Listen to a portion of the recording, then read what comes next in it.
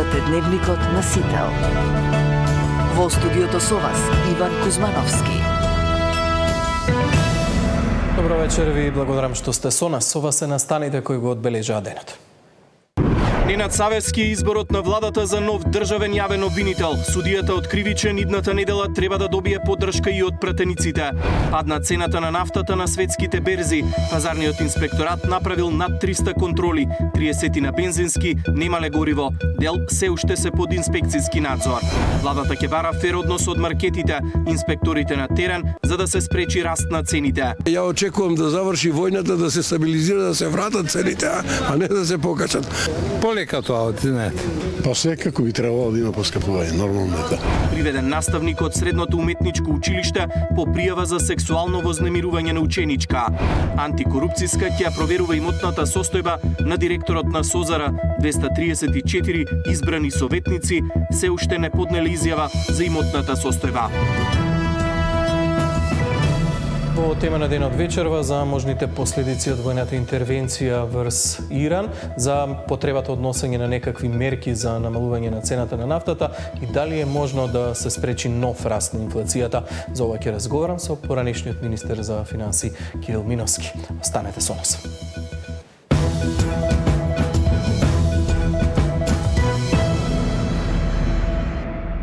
Судијата од Кривичен суд Ненад Савевски изборот на владата за нов државен јавен обвинител. Тој беше еден од четворицата кандидати кои го поминаа филтерот на Советот за јавни обвинители. Од владата велат дека се раководеле од принципите на професионалност, интегритет, стручност и доследна посветеност на владењето на правото. Предлогот за избор на нов државен јавен обвинител, според информациите од Собранието, идната недела ќе се најде на гласање пред пратениците. Владата го избра судијата Ненад Савевски како предлог за нов републички јавен обвинител. Собранието следната недела ќе треба да го изгласа со мнозинство од 61 пратеник. Но како владата одлучи дека судијата од Кривичниот суд е подобар кандидат од останатите три обвинителки: Анита Тополова-Исајловска, Ленче Ристовска и Лидија Речевик. Портпаролката вели дека се водела конструктивна дискусија на владината седница и се раководеле од принципите на професионалност. Судијата Савевски имала интегритет и репутација на правник со долгогодишно искуство. Но со оглед на тоа што и останатите три обвинителки имаат богати и професионални кариери, на прашањето дали биле разгледани сите биографии, откако премиерот кажа дека Ленче Ристовска не е во игра, иако и таа доби позитивно мислење од Советот на јавни обвинители, се повтори одговорот дека имало конструктивна дискусија. Навистина имаше конструктивна дискусија по однос и на професионалниот, но и на личниот кредибилитет кој што секој еден од кандидатите го поседува, кој што го има и одлучи како предлог на Собранието да го предложи овој кандидат кој што со своето богато и професионално, но и личен интегритет кој што го има, цениме дека ќе придонесе кон зајакнување на она што значи правосуден систем и она што ние досега го имаме, тоа е 2% довар. Савевски кариерата ја почнал како скопски обвинител во 2009 година, а во 2016 избран за судија во Кривичниот суд, кој ги суди случаите од организиран криминал и корупција. Пред да стане обвинител, работел како приправник и стручен соработник во судот во Гостивар. Има дипломирано и магистрирано на правниот факултет Јустинијан I во областа на казненото право, а предава и на Академијата за судии и јавни обвинители. Тамара Дичевска, Сител телевизија. Падна цената на нафтата на светските берзи. Пазарниот инспекторат направил над 300 контроли. 30 на бензински, немале гориво. Дел се уште се под инспекцијски надзор. Владата ќе бара фер однос од маркетите, инспекторите на терен, за да се спречи раст на цените. Ја очекувам да заврши војната, да се стабилизира, да се вратат цените, а не да се покачат. Полека тоа, знаете. Па секако би требало да има поскапување, нормално е тоа.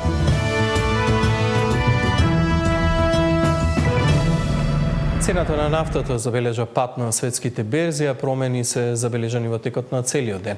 Владата оцени дека нема потреба од прогласување на кризна состојба и интервенција во цената на горивата, откако од ноќеска на полноќ дизелот се точи за 14,5 денари поскапо. Од Државниот пазарен инспекторат направиле на 300 контроли, а дел од бензинските станици се уште се под инспекцијски надзор. Досега нема изречено ниту една казна. Наташа Мерсовска ги има информациите. Пад на цените на нафтата на светските берзи по објавата на Трамп дека војната е на самиот крај. За само еден ден цената падна за над 25% и сега се движи околу $90 за барел.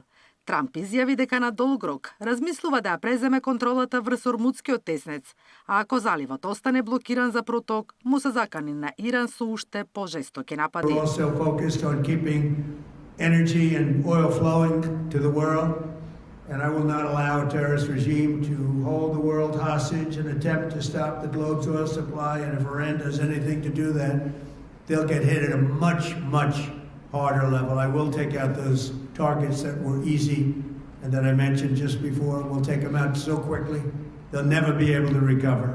Токму поради падот на цените на нафтата, владата нема да прогласи кризна состојба. Премиерот вели дека ситуацијата се следи и со вчерашното поскапување на горивата и натаму имаме најниски цени во регионот. И тоа во моментот можеби е добро од еден аспект, но од друг аспект во дел од пограничните општини и посебно бензинските пумпи во пограничните општини се создава притисок од соседството, бидејќи голем број од граѓаните од соседството доаѓаат да точат дизел гориво посебно. Имаме доволно количини, разговараме со дистрибутерите и со компаниите кои што ги снабдуваат граѓаните и македонската економија со нафта и нафтени деривати. Во моментот нема опасности од било каков недостаток. Пазарниот инспекторат денови ве проверувал дали бензинските го криеле горивото или навистина се потрошиле залихите. Од направените над 300 контроли не утврдиле неправилности. Кај 30 и нешто повеќе бензински има недостиг на гориво, истрошени се нивните резерви. И би сакал тука да истакнам дека има и неколку бензински каде што е продолжен инспекцијскиот надзор. Доколку има прекршување на законот, ќе имаат соодветни мерки согласно закон. Дали констатиравте дека кај некоја ги криела залихите, односно не точеле гориво?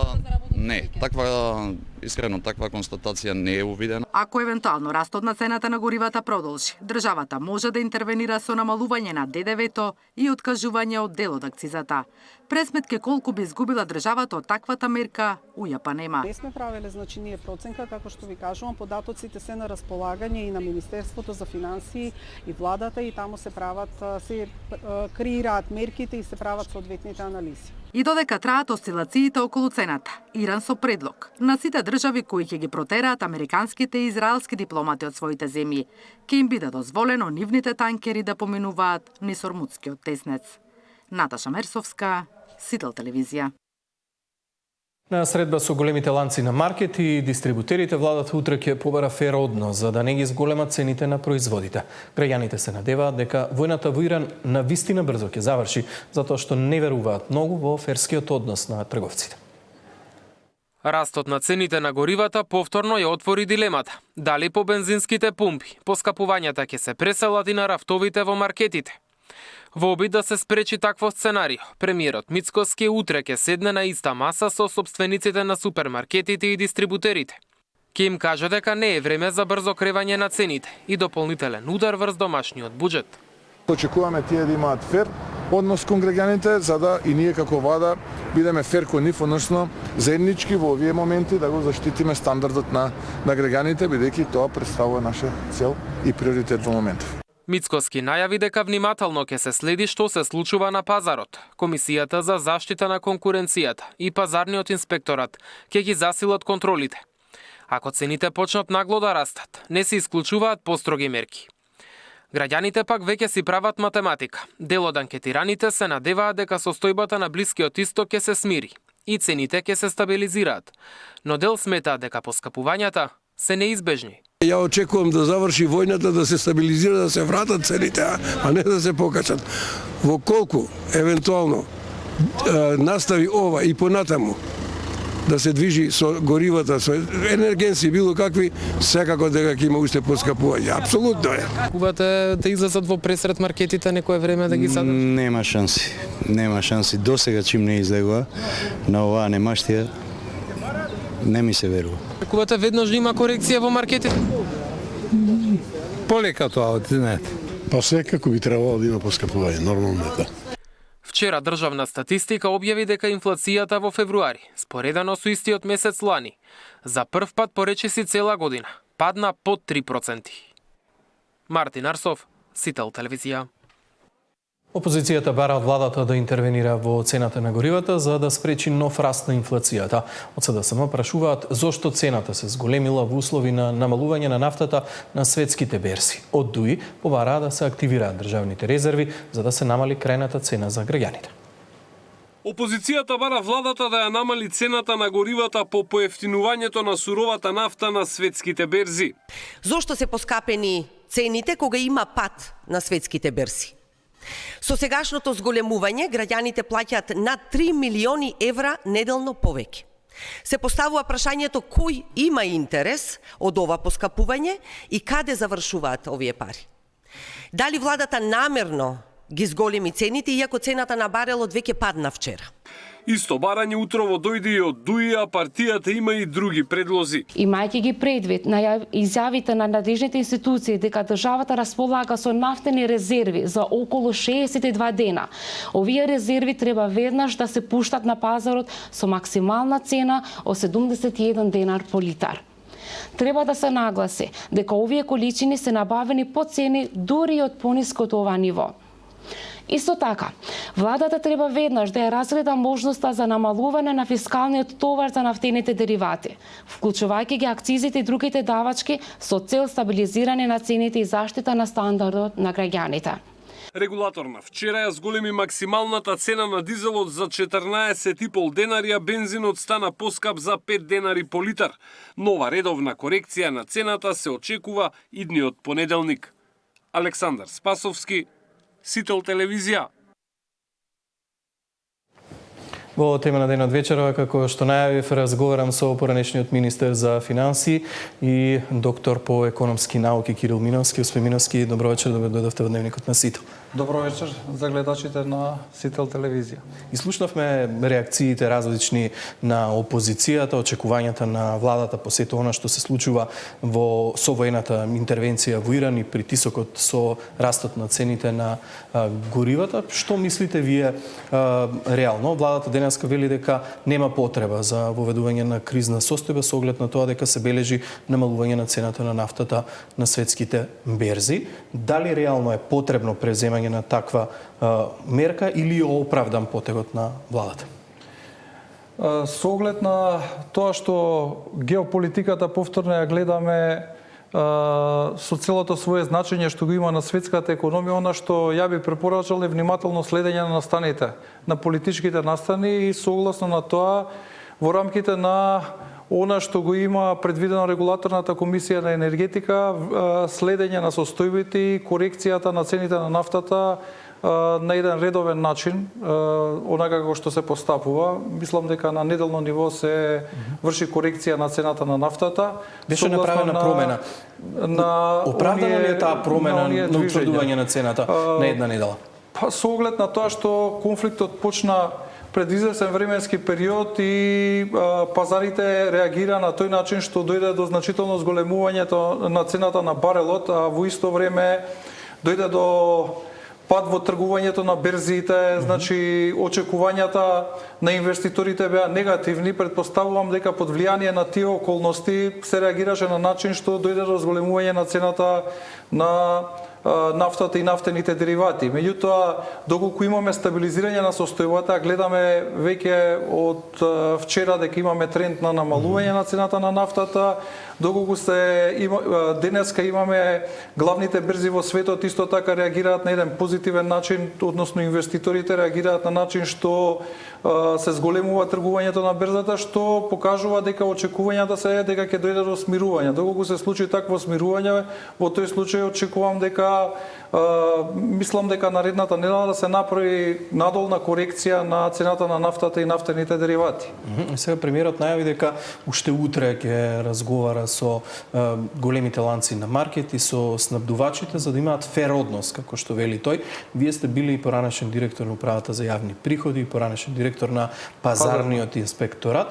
Некако вака очекувањата на граѓаните не се дека може да имаат некако ферски однос. Трговците очекувате ли дека овој пат ќе успее тој разговор на премиерот со трговците, дека ќе испочитуваат такво барање?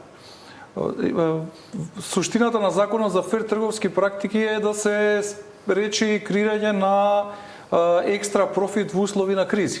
Тоа е основната цел. Тој закон е од понов датум, согласно на европските практики, клучни во контролата на овој процес се инспекцијските служби, пред се Државниот пазарен инспекторат, меѓутоа исто така големо значење има и Комисијата за заштита на конкуренцијата. Од тој аспект диалогот со приватниот сектор, со дистрибутерите на кој што го има владата е добра практика, заради тоа што треба преку градење на една култура на консензус, преку анализа на сите елементи кои што се значени не само од аспект на компаниите, туку и од аспект на заштита на животниот стандард, да пробуваме да наоѓаме оптимални решенија. Заради тоа што и самите инспекторати и инспекцијски служби имаат ограничени капацитети, не се во можност сега да направат контроли, меѓутоа неопходно е да се укажува на потребата од почитување на овој закон и да се спречи евентуално креирање на екстра профит, креирање на картели или користење на повластената положба која што имаат на пазарот на штета на крајните потрошувачи. Денеска директорот на Државниот пазарен инспекторат информираше дека направиле контроли на околу 300 бензински станици, при што вели дека на околу 30-тина кога направиле контрола во моментов немале горива, дел од нив се уште под инспекцијска контрола. Дали имаше основа во една ваква ситуација која што можевме да ја видиме сите што се случува на бензинските станици, да изрече некаква казна Државниот пазарен инспекторат? Секој од тие дистрибутери на нафта и нафтени деривати има обврска за чување на определена минимална резерва. Неопходно е да се исконтролира соодветната документација со која што располагаат и доколку постои основ, се разбира и инспекторите треба да постапат, заради тоа што при вршење на инспекцијски надзор суштината е утврдување на фактичката состојба. Доколку постојат отстапување или злоупотреби, во тој случај пазарниот инспекторат има механизми како да постапи. Тие се дефинирани согласно на законот. Во определени случаи имаме прекршочна постапка, можни се и затварања доколку постојат посериозни аномалии или покренување на постапка со која што евентуално ќе се информираат надлежните институции, пред се тоа е Комисијата за енергетика за евентуално одземање на лиценцата доколку постојат поизразени аномалии. Во секој случај државата има механизми со кои што може да влие. Ајде ќе видиме што ќе произлезе од таа контрола. Се направив една споредба што се случувало со претходната криза и кога биле воведени мерки, следејќи ги податоците во март 2022 година, кога цената на нафтата достигнува 85 денари. Тогаш владата носи мерки со кои што ги целосно го укинува ДДВ-то на основните производи, го намалува ДДВ-то на горивата и ја намалува акцизата. Дали во овој момент повторно се наоѓаме на цена од 85 денари за дизел, 85,5, реално се потребни конкретни мерки од страна на државата? Суштината за вакви мали отворени економии како нашата, што се чувствителни на енергетски шокови кои што доаѓаат пред се поради тоа што сме увозно зависни пред се од нафта и нафтени деривати, е во водење на соодветна политика на управување со ризик. Значи треба внимателно следење на состојбата што се случува на глобалните пазари и согласно на тоа треба да се превземаат определени мерки многу внимателно, заради тоа што треба да се земат по предвид повеќе аспекти. Пред се неопходно е водење на внимателна фискална политика, заради тоа што нашиот буџет не е неограничен, туку имаме лимитирани можности и тие треба внимателно да ги користиме. Тоа е едниот аспект. Понатаму, многу значајно во овој момент е секако да се види дали ќе дојде до некакво смирување на состојбата, па согласно на тоа во рамките на оние редовни корекции кои што се прават да се изврши соодветно реагирање. Меѓутоа, она што е клучот за мали економија, значи внимателно следење на состојбите, соодветна стратегија на управување со ризик, градење на оние стратешки резерви во делот на енергетиката и во делот на храната и безбедноста на храната и секако водење на сметка за фискална дисциплина и фискална консолидација. Тоа е многу битно заради тоа што просторот кој што го имаме како економија, фискалниот простор не е неограничен и веќе во изминатиот временски период со шоковите кои што ги имавме и со ковид кризата и подосна со војната во Украина и инфлацијата, дојде до зголемување на јавниот долг, зголемување на дефицитот. Секако дека на краток рок нашиот буџет има капацитет да се справи со таквите состојби, меѓутоа на долг рок единствена одржливост имаме доколку имаме внимателна фискална политика, тоа значи помал дефицит, внимателно следење на тоа што се случува на расходната страна, значи оптимизација на трошоците. Тоа се многу битни елементи и секако водење на политика во која што ќе се обезбеди економска стабилност пред се во два клучни сегменти. Тоа е пред се безбедноста со енергенсите, што подразбира енергетска диверзификација, тоа значи поврзување регионално и изнаоѓање на начини како да се зголеми сопственото производство на енергија. И тука е неопходно да биде јасно дефиниран државниот интерес, заради тоа што овие кризи покажуваат дека без сериозно државна присуство во тие така наречени клучни сектори за клучна инфраструктура имаме проблем каде што целокупната, да кажеме, целокупната клучна инфраструктура е оставена исклучиво на приватен интерес. Така да тоа се оние елементи кои што треба да се земат во предвид, кои што треба да се следат доколку сакаме на подготвени да ги пречекуваме овие кризни ситуации кои што во континуитет се случуваат поради тоа што геополитиката е вратена на голема врата на светската сцена. Заради тоа се почесто се говори за еден термин кој што се нарекува геоекономика, а тоа е начинот на кој што економиите влијаат се под влијание на геополитичките случувања. Ако добро ве разбирам, треба внимателно да се оди и со носењето на одредени мерки за заштита на стандардот на граѓаните, меѓутоа повторно ќе се вратам на таа споредба од 2022 година, кога дизелот достигнува 85,5 денари и со воведувањето на тогашните мерки во април инфлацијата стигнува двоцифрена, 10,5%. Какви се вашите очекувања во една ваква ситуација? Треба ли да стравуваме за раст на инфлација? Па секако зголемување на цената на енергенсите влијае на зголемување на инфлацијата.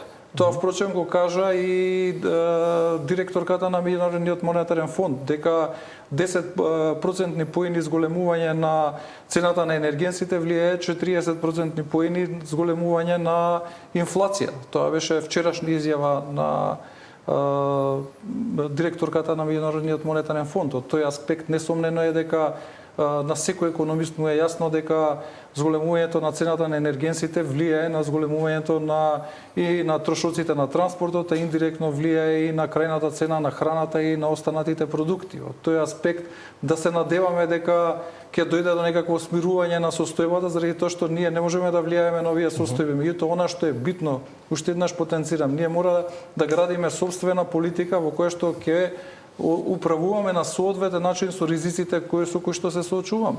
Треба да бидеме подготвени, да градиме стратешки резерви и за енергенси и за храна, регионално да се поврзуваме, да градиме капацитети за складирање на енергија, да имаме собствено производство на храна, да ја намалиме зависноста на економијата од увоз на прехранбени производи. Тоа е она на што можеме да влијаеме преку нашите политики и со тоа ќе го амортизираме шокот кој што би настанал. Ова се екстерни шокови кои што се резултат на геополитички промени во еден дел од светот кој што навидум е далечен, меѓутоа тој генерира 40% од скупното производство на нафта. Затоа сакам да ме прашам, направивте една анализа на социјалните мрежи пред неколку дена и велите поуката што треба да извлечеме е дека глобалните кризи не се далечни вести. Сега искористив едно видео кое што го направија колегите од BBC, користејќи податоци во однос на движењата на Ормудскиот теснет, за да видиме каква е ситуацијата. Ова е движењето, почетокот на ова видео беше движењето на денот на, ако може да го видиме од почеток уште еднаш, значи движењето пред да почне војната, на денот на почетокот на војната интервенција и ги следиме како во наредниот период речиси целосно се губи движењето на Ормудскиот теснец, на бродовите низ овој теснец. Вие во таа анализа велите дека од овој регион повеќе од 20% се задоволуваат повеќе од 20% од потребата за светското производство за нафта и нафтени деривати. Ова покажува колку може да биде значаен притисокот реално. Да, апсолутно. Како што кажав, целиот овој регион низ регионот, низ овој ормудски теснец минува околу 20% од купната светска трговија со нафта и нафтени деривати. Меѓутоа, треба да се истакне дека целиот регион, а тоа е регионот кој што ги вклучува Кувајт, Саудиска Арабија, понатаму Ирак, заедно со Иран, тие офаќаат 40% од купното светско производство на нафта. Овдека има голем број на рафинерии кои што ја рафинираат нафтата. Понатаму, голем дел од економиите кои што се на некој начин двигател на светската економија, како што е кинеската, индиската економија, тие се енергетски зависни од увозот на нафта и нафтени деривати токму низ овој теснец. Околу 30% од вкупниот увоз на нафта е токму на кинеската економија токму од Иран. 10% од увозот на нафта и нафтени деривати во Европската унија е токму од овој дел од светот. Така да на некој начин и светската економија функционира на принцип на поврзани садови. И тоа го видовме и со ковид кризата, преку прекинот на тие ланци на добавувачи, го видовме и со кризата во Украина, го гледаме и сега. И од тој аспект, она што е битно за малите економии е што тие треба да ја градат својата отпорност и да бидат адаптибилни. Може ли ние да изградиме некаква отпорност или кој би бил рецептот за градење на таква отпорност во една ваква ситуација? Секако дека можеме, секако можеме да го направиме тоа, меѓутоа не треба да се делува ад хок или постфестум, туку треба да се антиципираат настаните. Што значи тоа? Треба најнапред да и во рамките на можеби на Министерството за надворешни работи да се формираат посебни think tankoви институти кои што ќе ги следат овие движења и кои што понатаму ќе даваат соодветни сигнали и ќе соработуваат со креаторите на економската политика. Веќе ги истакнав клучните пилари, да кажеме, како да изградиме отпорност како држава. Тоа е, како што кажав, енергетска диверзификација и енергетска самостојност. Понатаму, безбедност во поглед на производството на храна, каде што во процесот на креирање на додадена вредност ќе го контролираме поголемиот дел од така наречениот вредносен ланец.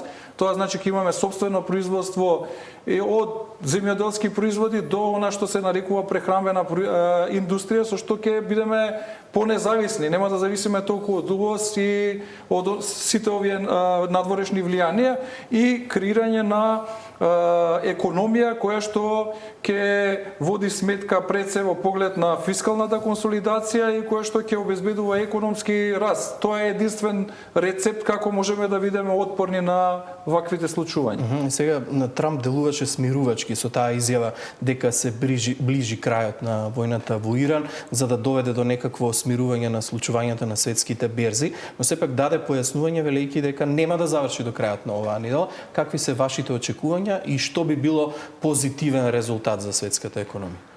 Позитивен резултат е дефинитивно спирување на состојбата. Прекина на војните дејства што побрзо. Она што е позитивно е што гледаме дека денеска берзите реагираат позитивно на изјавите, а тоа значи берзите базираат на очекувања. Очекувањето на инвеститорите се дека ќе имаме опредено смирување на состојбата, во случај на смирување на состојбата берзите растат. Така да од тој аспект да се надеваме дека цела оваа војна ситуација ќе заврши што е можно поскоро, за да се избегнат сите оние посредни негативни ефекти што ние ќе ги чувствуваме како држава која што не ја креира цената на нафтата, туку таа пред се зависи од она што се случува на светските пазари. Господин Миновски, благодарам многу за гостување. Ви благодарам за поканата. Каква поддршка би имал владиниот предлог за нов државен јавен обвинител во собранието? Кој е ставот на партиите по одлуката Ненад Савевски да го замени Љупчо Коцевски? Во вечерните вести на Сител.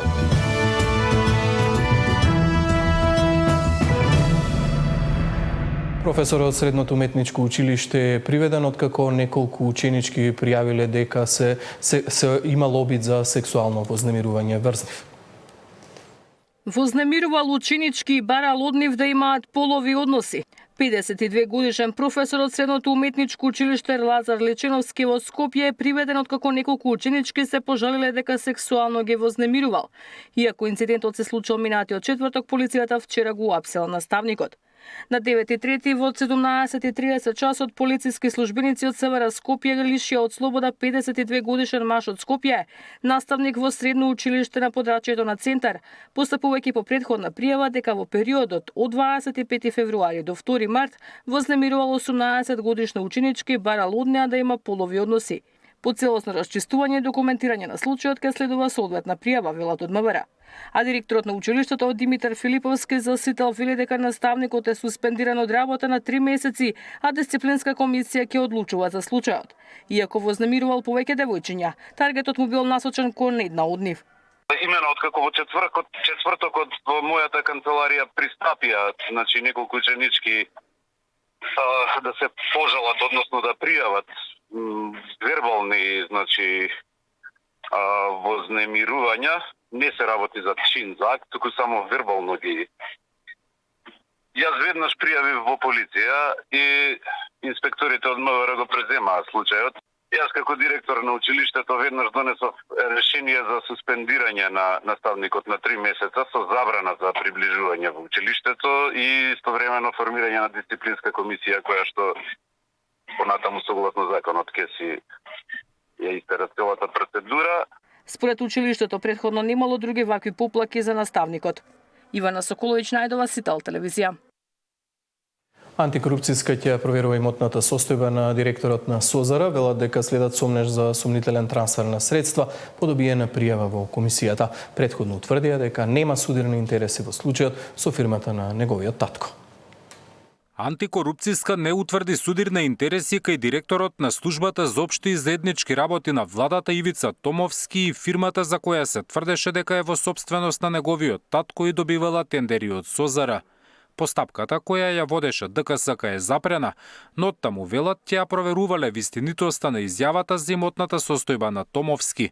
Антикорупционерите на денешната седница појаснија дека од проверките во Централниот регистар утврдено било дека од 2021-та таткото на Томовски се повлекол од сопстvenичката структура, а од лани компанијата добила и нов сопственик. Факт е дека во минатото постоела поврзаност на членови на семејството на актуелниот директор со тоа трговско друштво.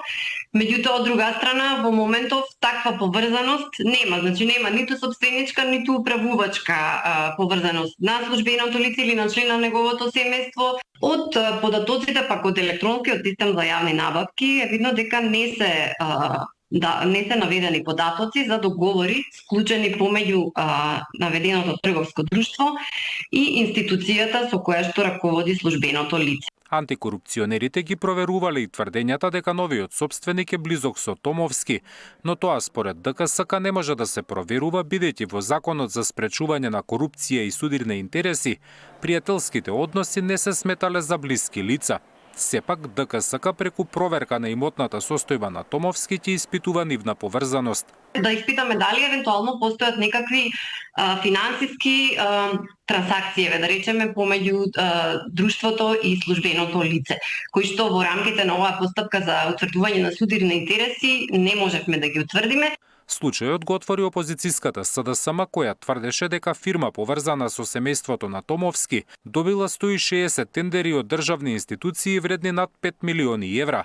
Тој ги отфрли обвинувањата и рече дека никој од неговото потесно семејство нема сопствеништво во компанијата посочена од партијата.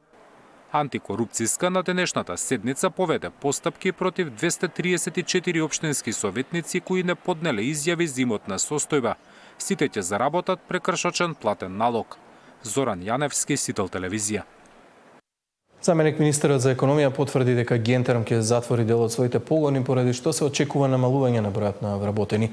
Ристевски вели дека не гледа причина за отпуштање во Бехтел и Енка, бидејќи сите побарувања кон компанијата били исплатени. Американската компанија за производство на автомобилски делови Гентерм, лоцирана во Тирс Прилеп, ќе отпушта работници поради осовременување на своето производство. Ова денеска го потврди заменик министерот за економија Маријан Ристевски. За сега нема официјална потврда за колку ќе се намали бројот на вработени во оваа компанија.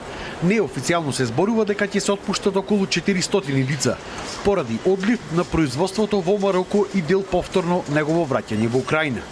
Според Ристевски, се очекува ударот да го амортизира новиот погон на германската компанија ВИК, која што за околу 1 месец ќе го отвори исто во Тирс-Прилеп, каде што веќе има свое производство. Наша цел интенција е како влада и понатаму да привлекуваме домашни и странски инвеститори, да изголемуваме инвестициите. Знаеме дека за помалку од месец дена ќе биде отворен и новиот погон на ВИК, така да голем дел и од оние кои останале поради новите технолошки процеси, новата линија во Гентерм, се надам дека ќе најдат и работно место во новоотворениот погон на ВИК. Неофицијално отпуштање на вработени ќе има и во конзорциумот Бехтел и Енка, кој што го гради автопатот Прилеп Битола. Од оваа компанија писмено ни одговорија дека сите фактури од страна на владата биле платени, дека продолжуваат со работа, но нема ниту збор за тоа дали ќе испуштаат вработени. Тесно соработуваме со владата за да ги усогласиме градежните активности со моменталните национални приоритети. Ова вклучува прилагодување на нивоата на работна сила во различни фази од проектот за да се задоволат оперативните потреби. Проектот продолжува да постигнува добар напредок и ние остануваме посветени на партнерство со владата за да испорачаме автопатска инфраструктура што ја зајакнува поврзаноста, ја поддржува локалната вработеност и придонесува за економски раст, велат од Бехтел и Енка. Ирис Тески вели дека владата не му должи ништо на конзорциумот за да има некакви отпуштања. Нема застој во плаќањето и не гледам причина зашто би биле отпуштани работници, како што се одвива динамиката на работењето, така ние ќе ги пратиме со финансиски средства. Што ќе се случува во иднина со работниците кои што ќе останат без работа во Прилепско, останува да покаже времето. За Сител, Дарко Штарговски. Телеком промовираше нови поволности за сите нови корисници на Магента 1, неограничени разговори, SMS пораки интернет, а новите корисници ќе добијат многу поголема листа на земји за бесплатен роуминг. Limited internet u mobilnim planovima, takođe u fiksnim. Šta to znači za korisnike? Znači da nove tarife neće imati apsolutno nikakvih ograničenja u smislu korišćenja interneta, poziva i SMS. Tako da nema više komplikovanih tarifa, imamo jednostavno sve uključeno u novim tarifama. Druga bitna stvar je roaming. Kad pričamo o roamingu, u novim tarifama biće uključeno preko 60 zemalja u kojoj možete bezbrižno koristiti roaming, znači 15 GB je taj, da kažem, allowance koji je u roaming paketima i to praktično znači da ono što smo imali do sada u Zapadnom Balkanu, sada imamo mnogo više zemalja kroz ove nove pakete.